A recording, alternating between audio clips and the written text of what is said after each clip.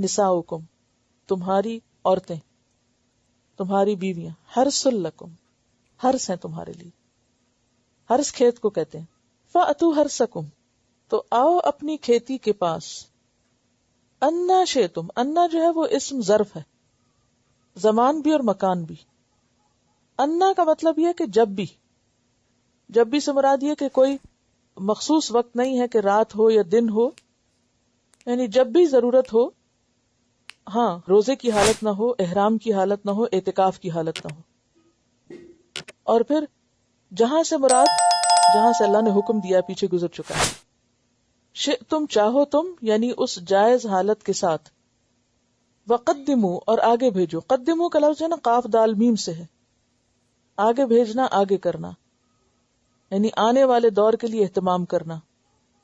مطلب اس کا کیا ہے کہ کھیتی جو ہے، یہ کھیت جو وہ انسان کو عموماً کیا کرتے ہیں، اپنے اندر مشغول کر لیتے ہیں، مشغولیت ہو جاتی ہے نا۔ اگر کسی کا کوئی کچن گارڈن بھی ہو یا کھیت ہو یا کھیت میں کام کرنے کا اگر کسی کو تجربہ ہو تو اس کو اچھی طرح معلوم ہوگا کہ اس کی مشغولیت کتنی زیادہ ہوتی یا اس کی ذمہ داریاں کتنی زیادہ ہوتی یا اس میں کام کتنا زیادہ ہوتا ہے، اور پھر بعض اوقات انسان اس میں مشغول ہو کر باقی چیزوں کو بھول جاتا ہے۔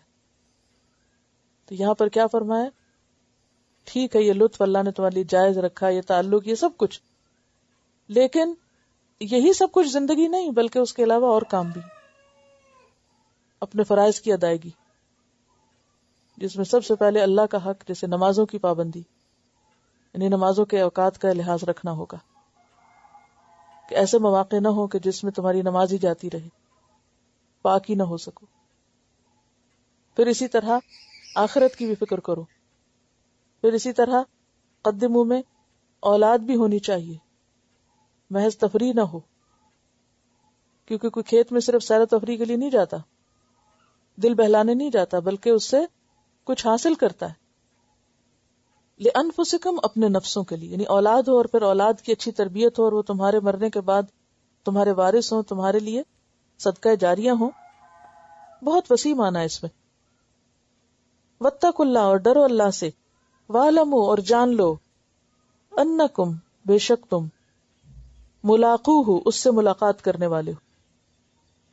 ملاقات کا کیا معنی ہوتا ہے؟ ایک دوسرے کا آمنا سامنا کرنا ہے، یعنی قیامت کے دن تمہیں اللہ کے سامنے کھڑے ہونا ہے، اللہ سے ملاقات کرنی ہے، جواب دہی کرنی ہے۔ اب آپ دیکھیں سارے شوہر بیوی کے تعلق کرتے کرتے کہاں پہنچا دیا؟ تقوی اور اللہ کی ملاقات کو۔ کون کس پہ زیادتی کر سکے گا؟ اگر کسی مرد کو یہ پتا ہو کہ مجھے اپنی بیوی کے معاملے میں خدا کو جواب دینا ہے، خدا کو حساب دینا ہے، تو وہ کتنا محتاط ہو کر زندگی بسر کرے گا؟ کون سا حق مارے گا؟ پھر کوئی حق نہیں مار سکتا۔ اس طرح عورت کے حقوق کو پروٹیکٹ کیا گیا ہے، اللہ کا خوف دلا کر اور اس بات کا احساس دلا کر کہ تمہیں خدا کے روبرو کھڑے ہونا ہے۔ پھر بتاؤ کیا جواب دو گے اس کو، کیا حساب دو گے؟ وبشر المومنین اور مومنوں کو خوشخبری دے دو۔ کون ہے مومن یہاں؟ جو صحیح طور پر حقوق ادا کرنے والے ہیں۔ اور سورۃ یونس آیت 64 میں آتا ہے لہم البشری فی الحیات الدنیا وفی الآخرہ، ان کے لیے دنیا میں بھی خوشخبری ہے اور آخرت میں بھی خوشخبری ہے۔ دو تین باتیں یہاں سے پتہ چلی نا کہ شوہر بیوی کے تعلقات کی بہتری کا انحصار تقوی پر ہے، خوف خدا پر ہے، آخرت کی ملاقات کے حساب پر ہے۔ یعنی دنیا میں تو بعض اوقات ایک پارٹی بھاری ہوتی ہے نا، عورت بے سہارا ہے، مثلا بعض اوقات ماں باپ کی سپورٹ نہیں، کوئی پوچھنے والا نہیں، تو پھر ہمارے یہاں خصوصاً انڈو پاک کے جو لوگ ہیں وہ عورت کو ایک کمزور چیز سمجھ کر ہر طرح کا پھر ظلم بھی شروع کر دیتے ہیں۔ تو اس میں کیا بتایا گیا کہ یاد رکھو اس کے سامنے کھڑے ہونا، اور پھر جو مومن ہو خدا سے ڈر کے زندگی بسر کر کے ان کے لیے خوشخبری ہی خوشخبری ہے۔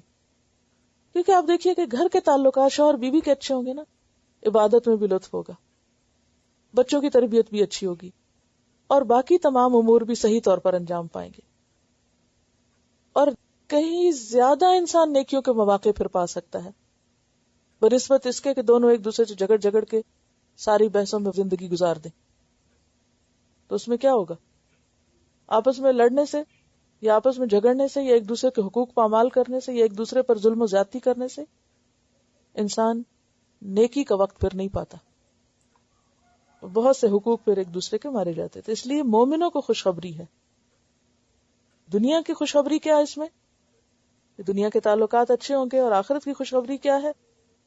کہ آخرت میں بھی وہ جوڑا پھر دوبارہ وہاں جا کے بنے گا اور پھر خوش رہیں گے وہاں. ورنہ اگر ایک پیچھے رہ گیا اور ایک الگ رہ گیا تو پھر کیا خوشخبری اس میں. نساؤکم حرث لکم، تمہاری بیویاں تمہارے لیے کھیتی کی طرح ہے، تمہارے لیے کھیتی ہیں. اب یہ جو لفظ حرث استعمال ہوا ہے یہ بڑا ہی میننگ فل لفظ ہے. عورت کو کھیتی سے تشبیہ دی گئی ہے. یعنی شوہر اور بیوی کا تعلق ایسا ہی ہے جیسے کسان اور کھیت کا تعلق ہوتا ہے، ایک فارمر اور ایک کھیت کا تعلق. اب آپ دیکھیے کہ کسی بھی فارمر سے یا کسی بھی کسان سے اگر آپ پوچھیں کہ اس کے نزدیک اس کے کھیت کی کیا اہمیت ہے تو وہ آپ کو بتا سکے گا کہ وہ اس کے لیے کتنی اہم چیز ہے زندگی میں، کہ جس سے وہ کسی بھی وقت غافل نہیں ہوتا. آپ نے عموماً دیکھا ہوگا کہ کھیتوں کے تنازع پر پانی لگانے کے اور بعض اوقات ان کی حدود قائم کرنے کے قتل تک ہو جاتے ہیں. جو لوگ کھیتی باڑی کے کام سے کچھ بھی شد بدھ رکھتے ہیں یا کچھ بھی جانتے ہیں وہ اچھی طرح اس بات کو اور اس مثال کو سمجھ سکتے ہیں کہ کھیتی کہہ کر عورت کو کتنی عزت بخشی گئی، کتنی اہمیت بخشی گئی. اس میں بہت ساری چیزیں ہیں. پہلی بات تو یہ کہ کھیت ایک قیمتی چیز ہوتا ہے. یعنی عورت شوہر کی زندگی میں ایک بہت ہی قیمتی اور اہم چیز ہے. جو اہم چیز ہوتی ہے وہ قابل توجہ ہوتی ہے، انسان اس سے غافل نہیں رہ سکتا. تو شوہر کو بیوی کے حالات سے، بیوی کی ضروریات سے، اس کے جذبات سے غافل اور بے پرواہ نہیں ہونا چاہیے. پھر اسی طرح کھیت کو آباد رکھا جاتا ہے تو اسی طرح بیوی کو آباد کرنا بھی ضروری ہے. یہ نہیں کہ شوہر نکاح کرنے کے بعد بیوی کو لاوارث چھوڑ دے، بے یار و مددگار چھوڑ دے، اون ہر اون چھوڑ دے. پھر یہ ہے کہ کھیتی کی حفاظت کی جاتی، اس کی نگرانی کی جاتی. تو اسی طرح شوہر کو اپنی بیوی کی حفاظت کرنی چاہیے. یعنی بیوی کو بھٹکنے، بہکنے اور گمراہ ہونے سے یا اپنے فرائض سے غافل ہونے سے چھوڑ نہیں دینا چاہیے. پھر اسی طرح کھیت میں جا کر انسان خوش بھی ہوتا ہے. یعنی گویا بیوی شوہر کے لیے خوشی کا باعث ہے اور اسے اس طرح کا طرز عمل اختیار کرنا چاہیے جس سے شوہر خوش ہو. پھر اسی طرح کھیتی ایک طرح سے ملکیت میں بھی ہوتی ہے. آپ جس وقت چاہیں اس میں جا سکتے ہیں، اس میں کوئی پابندی اوقات نہیں ہے. تو بیوی سے ملاقات کے لیے کوئی اوقات کا مقرر کرنا یا کوئی ٹائم لینے کی ضرورت نہیں ہے، کسی اپوائنٹمنٹ کی ضرورت نہیں ہے. انسان جب چاہے جا سکتا ہے. بے تکلفی، آزادی، خود مختاری، یہ سب چیزیں ہوتی ہیں کھیتی میں انسان کے پاس. پھر اسی طرح کھیتی کو بنجر ہونے سے بچایا جاتا ہے، ویران اور بے آب ہونے سے بچایا جاتا ہے. یعنی کھیتی کی آبیاری ضروری ہے. اسی لیے جو لیٹسٹ ریسرچز ہیں وہ یہ بتاتی ہیں کہ اگر شوہر اور بیوی ایک دوسرے سے الگ ہو جائیں تو اس میں بیوی کی جو جسمانی صحت ہے وہ بھی متاثر ہوتی ہے.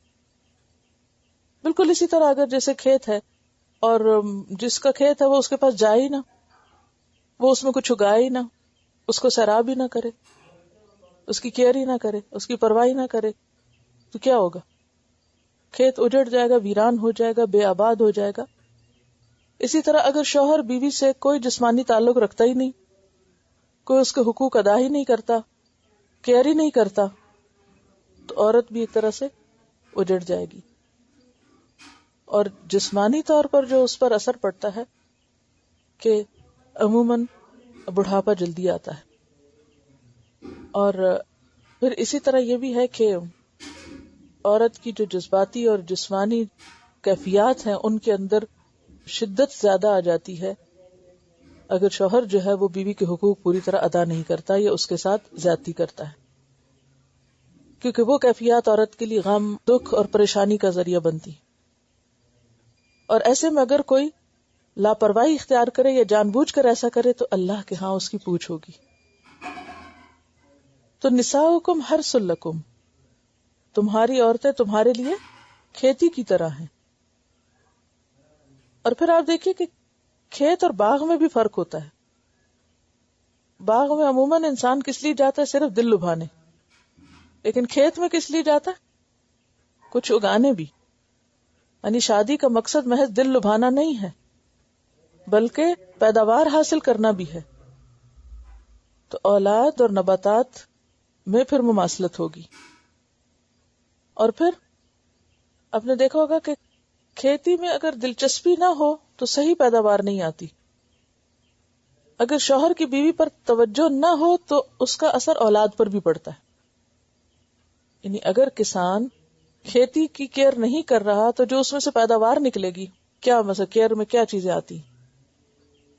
وقت پہ پانی لگانا، یہ دیکھنا کہ کوئی فالتو چیزیں تو نہیں اس میں اگی ہوئی، ویڈز نکالنا اس میں سے، اور کیا ہوتا ہے اس کی گوڈی کرنا، اور اگر کوئی کیڑے مکوڑے ہیں اس کا بندوبست کرنا۔ تو یہ ساری چیزیں کب ہو سکتی ہیں؟ جب دلچسپی ہوگی، توجہ ہوگی، جب وقت ہوگا۔ اگر آپ کھیتی کے پاس اس لیے نہ جائیں کہ میرے پاس وقت نہیں ہے اور اس کو کیڑا لگ جائے، کیا ہوگا؟ جو اس میں پیداوار آئے گی اس کو بھی کیڑا لگا ہوا ہوگا یا آئے گی نہیں۔ یا پھر اگر وقت پہ پانی نہیں دیں گے تو کیا ہوگا؟ پودے جل جائیں گے۔ اگر وقت پہ کٹائی نہیں کریں گے تو بھی وہ بربادی ہو جائے گی اس کی۔ تو ان ساری چیزوں پہ، چاہے پانی لگانا ہو، چاہے ویڈز نکالنے ہو، چاہے کیڑے مارنے ہو، چاہے کچھ بھی ہو، ان سب چیزوں کو کور کیا چیز کرتی؟ توجہ اور دلچسپی اور احساس ذمہ داری۔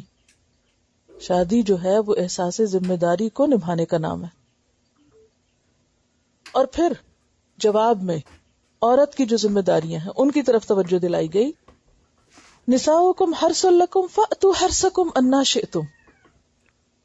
اب جہاں مرد کو ذمہ داری دی گئی کہ وہ یعنی بیوی کی کیئر کرے، وہاں بیوی کی بھی ذمہ داری بنتی ہے کہ وہ شوہر کے جذبات کی قدر کرے، شوہر کے جذبات کی قدر کرے، کیونکہ اللہ نے اس کو حق دیا ہے کیا؟ فأتوا حرثکم انا شئتم، تم بیوی کے پاس آ سکتے ہو جب تم چاہو، یعنی وہ اس کو روک نہیں سکتی۔ اور پھر انا شئتم کا معنی یہ نہیں ہے کہ شوہر جیسے چاہے تعلق قائم کرے، چاہے وہ عمل قوم لوط کرے یا پھر اورل سیکس کرے، اس کی یہاں کوئی اجازت نہیں مل رہی اور نہ ہی اس کی کوئی یہاں گنجائش ہے، کیونکہ انا شئتم کا مطلب کیا ہے؟ جہاں سے تم چاہو، اور تم کہاں سے چاہو گے؟ من حیث امرکم اللہ۔ یہ یاد رکھنے کی بات ہے، کیونکہ بہت سے لوگ صرف اس ایک آیت کا پورشن لے لیتے ہیں اور اس سے ہر غلط کام کو جواز مہیا کرتے ہیں۔ تو جو شخص بھی یہ دلیل دینے لگے کہ انا شئتم کا مطلب یہ ہے کہ جیسے چاہے عورت کو استعمال کرے مرد، تو اس کی اجازت نہیں۔ اس پہ پابندی کہاں سے لگتی ہے؟ من حیث امرکم اللہ، جہاں سے آنے کی اللہ نے اجازت دی ہے یا حکم دیا ہے۔ کیونکہ آپ دیکھیے کہ کسی بھی اور جگہ سے اگر شوہر آتا ہے تو پھر وہ کھیتی والا تعلق تو نہیں ہو سکتا نا، اولاد تو نہیں پیدا ہو سکتی اس سے، عمل قوم لوط سے اولاد تو نہیں پیدا ہو سکتی، اورل سیکس سے اولاد تو نہیں پیدا ہو سکتی۔ تو وہ بالکل ان نیچرل ہے اور اس کی کوئی گنجائش نہیں، کیونکہ وہ طہارت کے تقاضوں کے بھی خلاف ہے۔ جب حیض کی حالت میں آنے سے روکا گیا تو پھر آپ خود سوچئے کہ کسی اور غیر فطری طریقے کو اختیار کرنے کی کہاں سے گنجائش اور رخصت ہو سکتی۔ یہ طریقے تو جانوروں میں بھی نہیں ہیں. اگر انسان ایسے طریقے اختیار کرتا ہے تو وہ جانوروں کی سطح سے بھی گر جاتا ہے. فَأْتُوا حَرْثَكُمْ أَنَّا شِئْتُمْ سے مراد کیا ہے کہ جو مخصوص جگہ ہے یہ فطری طریقہ ہے اسی کا استعمال ہوگا. ہاں اس میں کچھ نہ کچھ آگے پیچھے ہو سکتا ہے، جیسے ترمذی کی روایت ہے حضرت عمر رضی اللہ تعالیٰ عنہ سے کہ وہ رسول اللہ صلی اللہ علیہ وسلم کے پاس آ کر کہنے لگے میں ہلاک ہو گیا. آپ نے پوچھا تجھے کس چیز نے ہلاک کیا؟ کہنے لگے میں نے آج اپنی سواری پھیر لی. آپ نے کچھ جواب نہ دیا حتیٰ کہ یہ آیت نازل ہوئی. پھر آپ نے فرمایا آگے سے صحبت کرو یا پیچھے سے، مگر دبر میں یا حیض کی حالت میں مجامت نہ کرو. یعنی عورت کی پوزیشن کوئی بھی ہو سکتی ہے مگر مقام کا فرق نہیں ہو سکتا، یہ مراد ہے. وَقَدِّمُوا لِأَنفُسِكُمْ اور اپنے نفسوں کے لیے آگے بھیجو. اس کا کیا مطلب ہے نفسوں کے لیے آگے بھیجو؟ یعنی صرف اسی کام میں ہی مشغول نہ رہو بلکہ دیگر فرائض کو بھی ادا کرو. انا شئتم سے یہ فائدہ مت اٹھاؤ کہ پھر انسان اپنے نمازیں اور ذمہ داریاں اور کام کاروبار تعلیم باقی چیزوں کو حق نہ دے اور کہے کہ نہیں جب چاہو عورت کے پاس جا سکتے ہو لہذا یہی کام سب کاموں میں اہم ہے. نہیں، قدموا لانفسکم، اپنی آخرت کی بھی فکر کرو، باقی نیک کاموں کی طرف بھی توجہ دے، اعمال صالح پہ توجہ دو، اپنی اولاد پہ بھی توجہ دو. واضح ہے نا یہ بات؟ یعنی ان دو چیزوں میں کیا لنک ہے آپس میں؟ انا شئتم جب چاہو ٹھیک ہے، اجازت ہے، رخصت ہے، لیکن اس کا یہ مطلب نہیں کہ کھلی چھٹی ہے کہ تم نمازیں چھوڑ دو یا باقی فرائض چھوڑ دو. اور پھر یعنی قدموا لانفسکم میں بیسیکلی مستقبل کی فکر ہے، یعنی مستقبل کی بھی فکر کرو. اور مستقبل دو ہیں، ایک دنیا کا مستقبل اور ایک آخرت کا مستقبل. دنیا کا مستقبل کیا ہے کہ اپنی روزی روٹی کا بھی انتظام کرو، کوئی اور ذمہ داریاں بھی نبھاؤ، اپنے بچوں کا بھی خیال کرو، ان کی تعلیم و تربیت کا بھی اہتمام کرو، اور پھر باقی جو تمہارے کام ہیں انہیں بھی پورا کرو، آخرت کی بھی فکر کرو. واتقوا اللہ اور اللہ سے ڈرتے رہو. وَاعْلَمُوا اور جان لو انکم ملاقوہ کہ بے شک تم اس سے ملنے والے ہو، ملاقات کرنے والے ہو. وبشر المؤمنین اور مومنوں کو بشارت دے دو، خوشخبری دے دو. کیا خوشخبری ہے مومنوں کے لیے یہاں؟ اس کا کیا لنک بنتا ہے؟ اس میں آپ دیکھیے کہ 2-3 چیزیں آتی ہیں. نمبر 1، بذات خود شوہر اور بیوی کا تعلق جو دنیا کا کام ہے وہ بھی عبادت ہے، یعنی اس میں بھی اجر. خوشخبری دے دو مومنوں کو کہ شوہر کا بیوی کا حق ادا کرنا یا بیوی کا شوہر کا حق ادا کرنا، بعضوں کا دل نہ چاہتے ہوئے بھی ایک دوسرے کے حقوق کا خیال رکھنا، اپنے پہ جبر کر کے بھی، وہ کیا ہے؟ اللہ کے ہاں باعث اجر ہے. تو مومنوں کے لیے تو اس عمل میں بھی نیکی ہے، تو خوشخبری ہے. خالصتاً دنیا کا کام، اس پر بھی ثواب. کیا یہ خوشخبری نہیں؟ خوشخبری کس کی ہوتی؟ ثواب کی ہوتی ہے نا. اور یہ خوشخبری کب بنتا ہے؟ جب انسان اپنے فرائض کی ادائیگی کے ساتھ ساتھ اس ذمہ داری کو نبھائے. اس معاملے میں افراط و تفریط دونوں درست نہیں. کوئی کہے کہ نہیں میں نے تو تعلق رکھنا ہی نہیں کیونکہ میں تو بہت تقوی اور پرہیزگاری کے طریقے پر ہوں، تو یہ بھی ٹھیک نہیں. تو جب انسان اپنے باقی حق حقوق ادا کر کے فرائض پورے کر کے اپنی ازدواجی زندگی میں ایک اچھا تعلق قائم کرتا ہے تو ایسے لوگوں کے لیے اجر ہے. اور دوسری خوشخبری کیا ہے کہ اس کے نتیجے میں جب اولاد ہوگی تو اولاد کی خوشی بھی کیا ہوتی. حضرت ابراہیم علیہ السلام کے پاس جب آئے تھے فرشتے تو انہوں نے آ کے کیا کہا تھا؟ وَبَشَّرُوهُ بِغُلَامٍ حَلِيمٍ. تو انہوں نے آ کے کیا دیا تھا؟ خوشخبری دی تھی. یعنی بذات خود یہ فعل باعث اجر، پھر اس کے بعد اولاد ملتی ہے تو وہ بھی کیا ہے؟ خوشخبری. پھر اولاد اگر اچھے کام کرتی ہے، نیک کام کرتی ہے، تو مرنے کے بعد کیا ہے؟ صدقہ جاریہ. قبر میں بھی برزخ میں بھی درجات بلند ہوتے رہتے ہیں. ایک شخص کا درجہ بلند ہوتا ہے برزخ میں تو اسے خوشخبری سنائی جاتی ہے آ کے کہ تمہارا گریڈ اپ ہو گیا. وہ پوچھتا ہے کہ وہ کیسے؟ میں تو مر کے آ چکا ہوں, میں تو اب کچھ بھی نہیں کرتا, تو اب میرا درجہ کہاں سے بڑھ رہا ہے؟ تو اسے بتایا جاتا ہے کہ تمہاری فلاں اولاد کے فلاں نیک عمل کی وجہ سے, دعا کی وجہ سے تمہارا درجہ بلند ہو رہا ہے. یہ ہے خوشخبری. کیا یہ خوشخبری نہیں؟ اچھا, صرف موت کے بعد نہیں, دنیا میں بھی آپ نے دیکھا ہوگا کہ اگر اولاد اچھے کام کرے, مثلا اولاد اچھی ڈگری لے, اچھا کوئی اچیومنٹ ہو دنیا میں, تو اس سے بڑھ کے خوشخبری ہوتی ہے کوئی آپ کے لیے زندگی میں؟ بچے پاس ہو جائیں, بچے کامیاب ہو جائیں, بچے, ماں باپ کیا چاہتے ہیں؟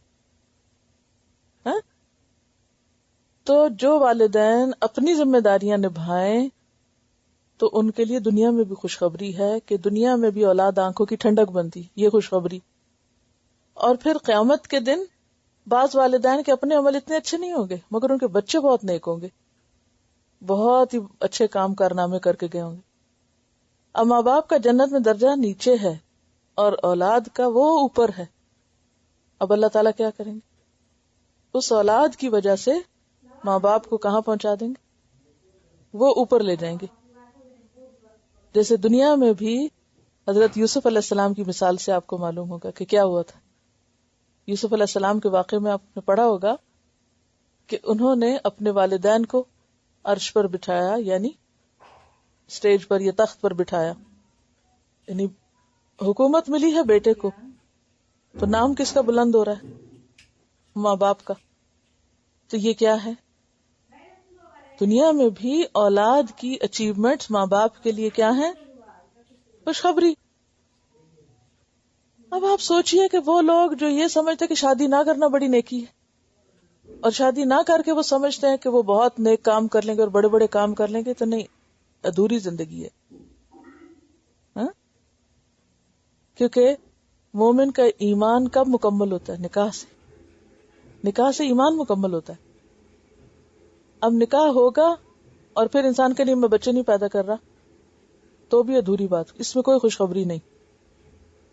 نکاح بذات خود ایک خوشی ہے, خوشخبری ہے, پھر اولاد کا ہونا خوشخبری ہے, پھر ان کی دنیا میں اچھی کامیابیاں خوشخبری ہے, پھر اس کے بعد برزخ میں درجوں کا بلند ہونا خوشخبری ہے, پھر جنت میں درجوں کا بلند ہونا خوشخبری ہے. یعنی یہ سلسلہ جو ہے مرد اور عورت کے باہم فطری جائز تعلق کا, اگر اس میں دونوں ایک دوسرے کے ساتھ صحیح طور پر چلیں اور حق حقوق ادا کریں تو اس میں خوشیاں ہیں, خوشیاں ہی خوشیاں ہیں, خوشخبریاں ہی خوشخبریاں ہیں. اور اگر تعلق درست نہیں, آغاز درست نہیں, چھپی دوستیاں ہیں, حرام کاریاں ہیں, زنا ہے, اور پھر اس کے بعد شادی نہیں کرنی, غلط طریقے سے عورتوں سے تعلق قائم کرنا ہے, پھر اگر کر بھی لی تو بچے نہیں پیدا ہونے دینے, اور پھر عورت کو صرف ایک مال کمانے کا ذریعہ سمجھ کے اسے نوکری کرواتے رہنا اور بچہ نہ پیدا ہونے دینے, یہ سب ظلم ہے عورت پر, جو عورت کو پیسوں کا جھانسا دے کے اس سے کروائے جاتے ہیں. پھر اس کے بعد یہ ہے کہ اولاد ہو جائے تو اس کی پرواہ نہ کرنا, پھر بھی صرف مال کمانے میں لگے رہنا. تو پھر یہ کیا ہے؟ اس کو کوئی خوشخبری نہیں. اولاد بگڑ گئی تو الٹا وبال جان, دنیا میں فساد کرے تو الٹا ماں باپ کے لیے عذاب, اور آخرت میں پھر پکڑ اور پوچھ. تو یہ دو پیرالل رستے ہیں, ایک اسلامی طریقہ اور ایک اسلام سے دوری کا نتیجہ. دیکھیے تخلیق آدم کی بات ہوئی تھی, یہاں تخلیق نسل انسانی کی بات ہے. یہ آیت بہت اہم آیتوں میں سے قرآن کی, اور امت مسلمہ اپنا فرض ادا نہیں کر سکتی جب تک اپنی خاندانی اور ازدواجی زندگیوں کی اصلاح نہیں کرتی. یہ بہت ہی بیسک ایشو ہے, تو معمولی چیز نہیں ہے. دیکھیں نا کہ اگر مسلمان مرد شادی نہ کرے, اولاد ہی نہ ہو, تو امت کہاں سے بڑھے گی؟ تو اسی لیے وہ کیا حدیث میں آتا ہے, تزوج الودود الولود, یعنی یہ پہلے سے ہی نیت ہونی چاہیے کہ شادی کا مقصد صرف تفریح نہیں ہے بلکہ اولاد کا حصول بھی ہے. اور افسوس یہ کہ مسلمانوں کے اندر ایسا ٹرینڈ پیدا ہوتے جا رہے ہیں کہ جو اولاد کا ہونا ان کے لیے ضروری نہیں ہے، وبال جان ہے، مصیبت ہے، بلائے جان ہے، اور مینرز کے خلاف ہے کہ اگر زیادہ بچے ہوں، جن کے زیادہ ہو جائیں وہ شرمندہ رہتے ہیں، کسی کو منہ دکھانے کے قابل نہیں، کہ اتنی فوج پالی ہوئی ہے۔ اب یہ ٹرینڈز مسلمانوں کے اندر پیدا ہو گئے ہیں، اس کو سیٹ ہونا کہتے ہیں۔ اور پھر آپ دیکھیے کہ خود جب بوڑھے ہو گئے پھر بچے پیدا ہوئے تو ان کو مار مار کے اور کہ اب تم ہمیں ڈسٹرب کرتے ہو، یا یعنی الٹا ان کو پھر ابیوز کرتے ہیں۔ دیکھیں نا، ایک عمر ہوتی ہے نا شادی کی بھی، اور ایک عمر ہوتی ہے پھر بچوں کو پالنے کی بھی، اس میں اسٹیمنا بھی زیادہ ہوتا ہے۔ جب آپ خود 40 کے ہو گئے، اپنی زندگی سے گزر رہے ہیں اور اس وقت آپ بچے پیدا کر رہے ہیں، تو بچوں کا حق کیا دیں گے؟ اب تو آپ کو خود نیند نہیں آتی، تو بچے ڈسٹرب کریں گے تو اٹھا کے پھینکیں گے انہیں۔ اور تو ہر چیز کا ایک وقت ہوتا ہے۔ اصل میں مشکل پتہ ہے کہ یہ سارے تصورات کہاں سے، جب دنیا کی زندگی کو ہم نے اصل زندگی سمجھ لیا، پھر صرف دنیا کو سامنے رکھ کے اس کی سیٹنگز کو بناتے رہتے ہیں اور ہم اپنی زندگی کے فیصلے کرتے ہیں۔ جبکہ مومن کے لیے اس کی زندگی آخرت کی زندگی اور بشر المومنین میں یہ ساری ذمہ داریاں نبھانے کے بعد ہی، کام کے بعد ہی بشارت کا مستحق ہوتا ہے مومن۔